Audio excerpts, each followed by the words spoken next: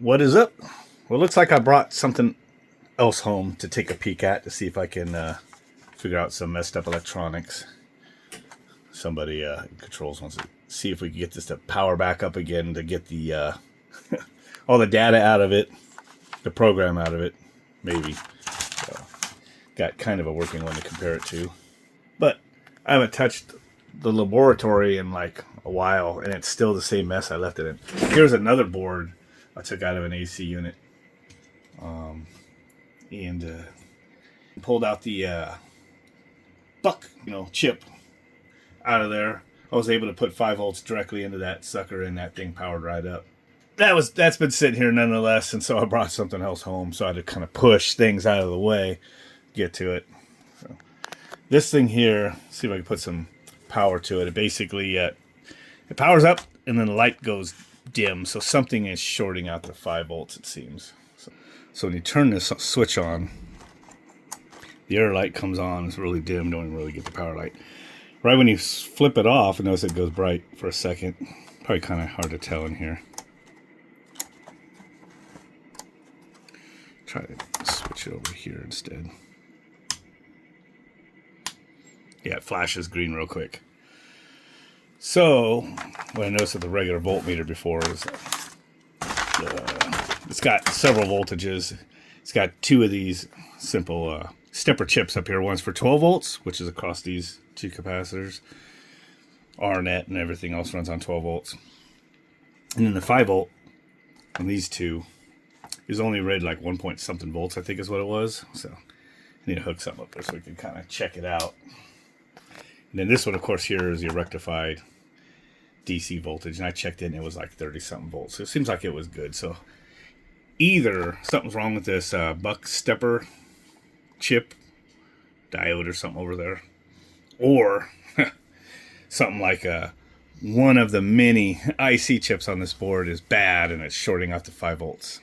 Okay, got a couple wires soldered to the back side of the capacitors on the 5 volt supply. So we're watching here, and you'll see that the voltage jumps up and then drops.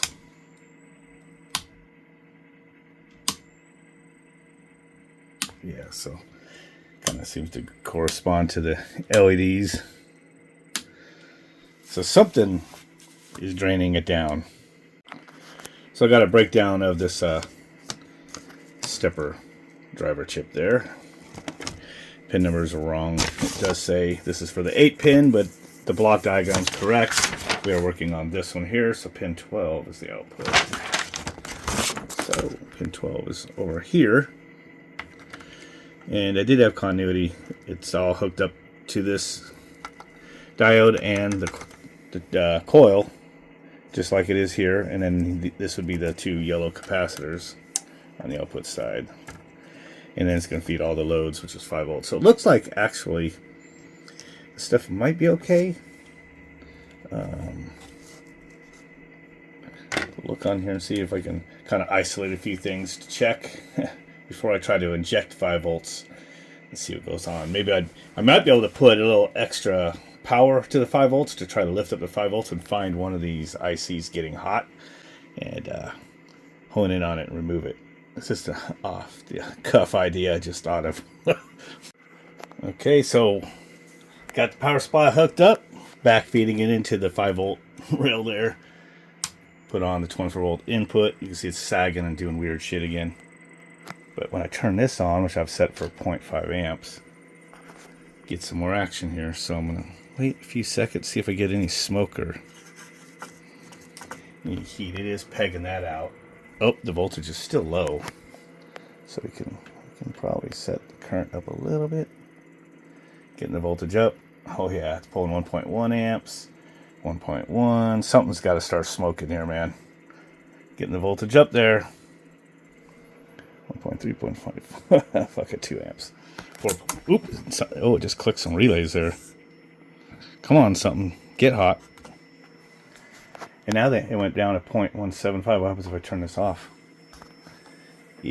Still at 5 volts. Well, I pissed off whatever chip was pissed off on this board. Oh, let me get a little bit of fluctuation.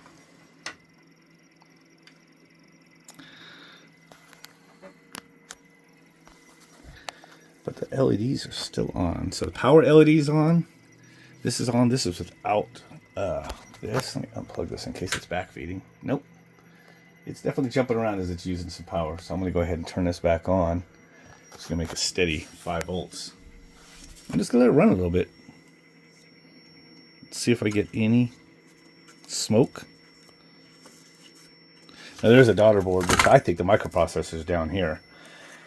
They were telling me it was probably just a COM board, but as I'm looking at this board, I'm only seeing like TTL logic boards on here. The switching chips, 12 volt, 5 volt. 12 volt worked, by the way. I had 5 volts on the RNet. And a bunch of other stuff. Some Max chips. Mostly just TTL and all that kind of stuff. This is a CAN bus chip here. You never know, it could be what's shorted. You have drivers for all these, probably right here, for all these relays. I heard one click, like this thing's alive. It's actually flashing run. It's a good sign. So a lot of this stuff, there's no microprocessors here at all. But I did find a microprocessor on the board that unplugs off the back. And it's a microprocessor with no ROM, and then they had like 2 ROM chips on this board. I might pull it off in a second to kind of do a show and tell. I probably should do that and want to see if this run light stays off. I have the feeling the logic is all on this board down here. And this is just like switching devices and whatnot. But it's staying steady, and it's staying steady 1.7. So when I have it set at 0.5 limit, let me turn off the 24 volts, see what happens. It's still got 5 volts. Lost the 12 volts, I'm sure, and everything. Going up to 2.08. So it is running partially off of that. Partially off of that. Turn this off again and see what we get. It's staying steady, which it did before it started wigging. So it's got, there it goes. It's starting to jump around. So go ahead and turn it off for a second. I'm going to pull the little daughter board off of it. Hopefully it's the last time I pull this board off, because eventually it's going to break something. It's like the 4th time I've pulled it. So this is the microprocessor, which you see there's a lot of pins. Yeah, this is kind of what you expect for pin input outputs on a microprocessor. When you have this many digital outputs, analog inputs, you know, I knew that none of these was going to be the microprocessor. I was looking for something more embedded on the board or anything, and there wasn't. So this is a microprocessor, and then both of these were ROM chips, which makes more sense. And it might also have COM interface, so maybe that's why this gets changed. Who knows? Not that familiar with the boards. I just know I'm just trying to make it have a heartbeat again.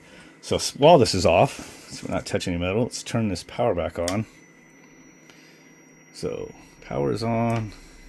5 volts, perfectly steady. And you see these lights are just on. It's not flashing, so it is communicating to this down here. Got a couple RX ones flashing, so there is obviously some sort of interface chips for these. Oh, and it is jumping up and down like it was. So this isn't what's loading it, and I had already pulled this off first thing just to see. So let's turn on the secondary power supply. More steady now. So far, I don't think any chip has gotten hot. But we might have already... This might serve the purpose of trying to connect like Field Assistant or something to this. The only reason this needs to be powered successfully, hopefully, just want to get the program off of it to put onto a new one. That's it. So I think we probably have accomplished that. By the way, this is where I wish I had a thermal camera. Just to look for the hot spot. Possibly watch it, monitor it before I even could feel it with a finger. Yeah. And who knows, it could be just a weak driver chip or something, and maybe it just got, I don't know. But ever since I boosted with some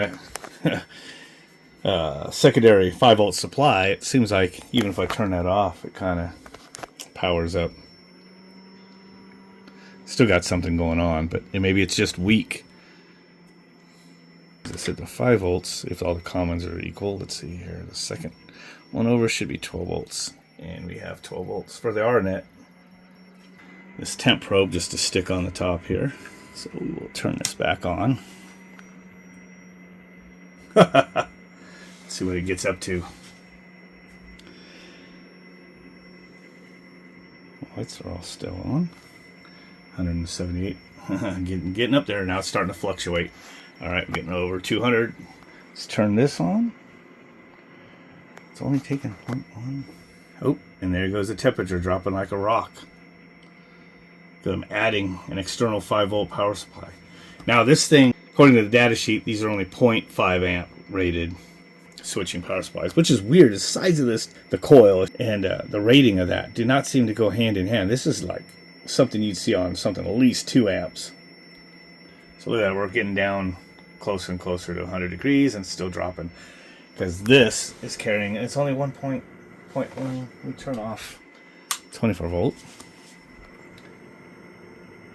How the hell? It's like maybe there's a defect in that chip. So I am powering this 5 volts and I've got 0.167. Turn this back on. We're down to like 90 something. It's not even really going up. A couple tenths maybe. Turn this back off again. And there she goes, shooting up. Turn on my 5-volt power supply. Instantly that switching chip temperature starts dropping because it's not carrying the load. So it doesn't seem to be a short on any of these other circuits on the board that run off of 5 volts. Nope. Now, there's one other thing. Funny thing is, the guy, he's like, maybe it just needs a capacitor. I'm like, yeah, it's probably toast. I haven't tried to parallel a capacitor yet on that circuit. Because if you don't have a good capacitor, you could get some weird stuff going on. So let me throw a capacitor on this circuit real quick. Okay, I have this power supply disconnected. So I got the 2 little jumpers here ready to connect to a capacitor. 470 microfarad and it's 35 volt. That should be a pretty good one for this. Turn it on. Temperature starts shooting up. Let's connect the capacitor. Capacitor is connected and that's not helping. Double check. That is definitely powering off of there. Okay, so it's not that simple. Look at that, we're shooting way over 200. I need to turn that off or it's going to fry that chip. So, okay, it's not that simple. Something's just wrong with the switching power. Maybe the inductor is not what it's supposed to be and it's like got some of them shorted across. Who knows? So let me take another gander at this board. I'm going to see if I can unsolder this. So inductor, which will isolate thrust of circuitry and see if it'll just run off of the external 5 volts. All right, so I got the coil removed. It's the L1 right there. So obviously if I turn this power on, we're not going to get anything. Now I should have the 12 volts still. Yep, still have 12 volts, no 5 volts. So now that I'm totally isolated, because this will isolate. All right, let's try it again. 0.13, boot it up, 5 volts steady. Of course, that's still cooling down from before. Actually, it was probably just warm because I had the soldering iron right next to it. Look at that, 0.136. You know what I think? I think I could put a linear voltage regulator on this bastard and just make it power up. That's kind of pushing it for what you can put into a... where is it? Right here. So this is our high voltage. 36 volts. Should have had that memorized, what rectified 24 volts AC is, but it's pushing it for what you could give it to a linear. You might just, I mean, it just might fry it. But I don't know, for a couple minutes, it might be fine. Okay, so looking at the data sheet for 7805 CV, and these are not ST like that, as these are like generics off of Amazon. 7805 CV off of Amazon, pretty much knockoffs for these STs or other brands. So it does say the DC input, the normal voltage range is 5 to 18 volts. But it does say the extreme absolute maximum is 35 or hitting into 36. See what happens. Now, one thing I like to do when I screw around with power supplies and stuff is I like to stick like a wire wound resistor, as a 10 ohm wire wound resistor. Kind of like it. I noticed on those little buck power supplies that I get off of Amazon that like to fry, and they always like to fry like right when you put the power back on, not while they're already powered. Seems to be like a little surge, kind of hits them up. I've seen that on other electronics as well. But I noticed that when I add like one of these resistors in there, and it's a 5-watt one here, I put that on the input side of it, and like I never lose those boards. Like they never fry from that anymore. Seems like the when you go through a coil winding, it kind of suppresses the little surge you get. So sometimes I've used an actual choke as well. But so let's get this on here, and let's get this hooked up and turn this on and cross your fingers. But it should be like, I should go through this. A lot of times I'm recording a video and narrating it, I'll find a mistake. So I basically got a soldered wire on pin number 8, 9, 10. 8, 9, 10 is VN, so that's should be that. Number 10 should be 36 volts right there, going in through the resistor to the input side of my 7805. Ground, I know that's ground on that part that is attached to right here on this diode. And then I'm connected to the other side of the coil right there. Just conveniently, that was the 5 volts. So let's get this here, nothing's touching. Let's put on the 24 volts AC. Cross your fingers. Oh my goodness, look at that. I have 5 volts. 5 volts. Let's do the little near. So let me turn that back off. Since this is all here, let me hook the temperature probe up. Give me a second. Okay, I got that taped on there. Mind you, linears are known to get hot. Oh, it turned off on me, did it? There she's climbing. Let's see if it gets over 200. Might have to put a heat sink on there. Oh, this tape's coming off already. Oh, it's getting very hot.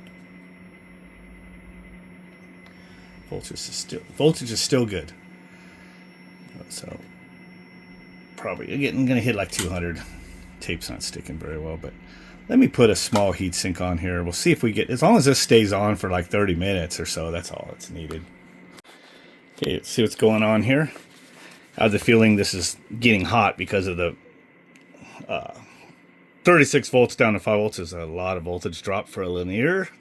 Linears are going to give off a lot of heat. That's way up there. But as long as you get a couple minutes out of it, that's probably all it needs. So let's turn it on. Power, 5 volts. Got this heat sink on here now. I just got the probe clamped on there. I'm going to let it run a minute or so. Kind of see if it balances off or if it keeps climbing. If it gets up to like 200 plus, I'll probably pull that out and put one of those little Amazon power supplies on this and adjust it for 5 volts. Because it's the whole point of buck is because it's switching pulse width modulation, and it only switches enough to get to your regulated output, and then you're not conducting anything. And it's either full current or no current. Not really getting the voltage drop per se, like you are with the linear. So with the linear, it's variable resistance to go from that 36 volts to 5 volts across transistor in there. So it's not very good. So 150, it's kind of slowing down. I mean, it's not just flying up like it was. I'm sure this thing will burn my hand because it's 160 now. The whole aluminum. Kind of give it a second, see if it kind of hangs in there. Blowing air across it might cool it off a little bit. So not so sure I like the temperatures. Might still need a, oops, get that plugged in. Might still need to do a buck. Another thing to do is probably just grab a 5-volt power supply from my old cell phone things. Probably one right here, somewhere up here. I have them around here. And just hook it up to that 5-volt input. Only need a couple tenths of an amp, evidently. 180 and it's stabilizing. So let's go back up to this. What are the temperatures? Temperature 150 C. Oh, it's storage. Oh, here it is. Operating junction 125 C. Well, I know 100 is 212, right? Let's get the old calculator open here. Let's change this to temperature.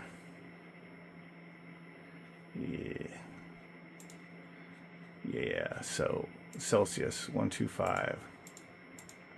257. Oh, we're hitting 200 now. Rock steady 5 volts. The other thing I don't like about linears, though, is when they fail, they could just fail open, which you hope. But if they fail shunted input to output, well, then you put 36 volts on everything that takes 5 volts. And you really let the smoke out. You don't really get that with a buck because the buck works by charging the magnetic field on the coil and then switching it off really quick. And then the collapsing voltage is what generates your secondary. So usually if you just hold it steady, it doesn't. Well, usually, it depends on how it's wired. This one might be in series pass. We'll see. But, about 204. Boy, that would be fucking smoking hot. Goddamn. Ooh. Oh, yeah. But if it buys a few minutes, I mean, the junction's probably hotter. It's probably close to that already. If it's that hot here, it's probably about that inside. Let me see if I got something else I can use. Okay, linear voltage regulator taken off. Buck style added. 5 volts. So I got my little temperature probe. If I can get the stick, we'll let this sit for a few minutes. Temperature went up when I put my finger on there, and then went down afterwards. So the only thing is I don't know what my current is. I have to feed the power from that or something to be able to measure that. But I'm just looking at voltage and temperature at this point. Let this go for a few minutes, and then I'll probably slap the daughter board back on, watch all the lights dance. Okay, just put the daughter board back on. Should be able to see some flashing lights now if it's communicating or trying to communicate and all that. So, trying to keep the temperature probe on there. I left this on for like 5-10 minutes at least, and it didn't get over like 95 degrees. So, doesn't seem like there's anything loading down to 5 volts now. So 5 volts exactly again. And on, got the run light flashing. Air light flashed once, it went out. Got some calm lights flashing every now and then. So it might actually have life. For all you know, this board might actually just work again. As far as, it's an input-output board. And communication through the BACNet.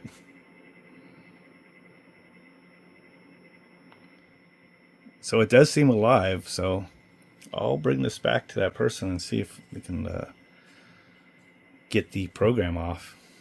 That's what all this is for. So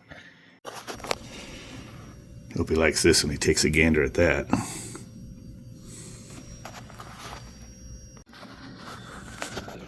So controller 0. So just click on it, or wait, up here actually. Yeah, and hit upload. That's right. And hit OK. So it's at least seeing it then. Yeah. Cannot communicate with controller. That might not be good, huh?